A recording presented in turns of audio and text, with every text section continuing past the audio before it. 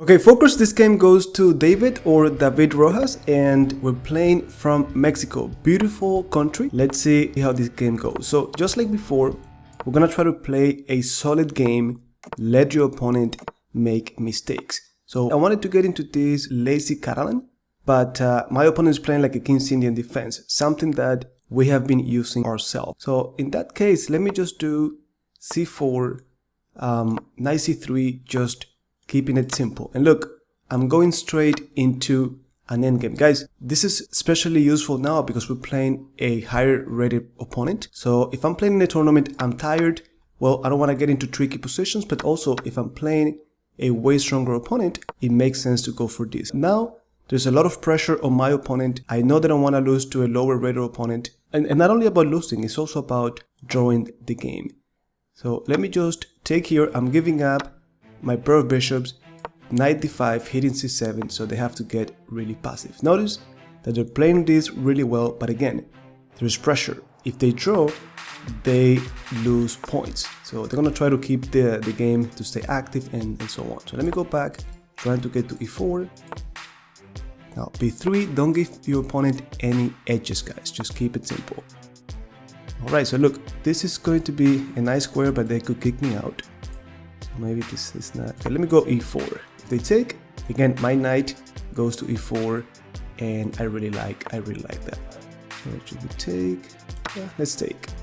And now my rooks, you see, now those are going to be, guys, hanging pawns. Hanging pawns, if I'm playing against them, I want to force them to advance. Why? Automatically, there are weak squares. So my knight is going to look for those nice squares. Okay, so should I go to d4? Should I go to f4? I wish I knew the answer. I wish I knew. I think d4 is good because I'm hitting both. So I could be putting pressure on f5. And automatically, guys, this is going to be a left behind pawn. So we put pressure on it. Let's see.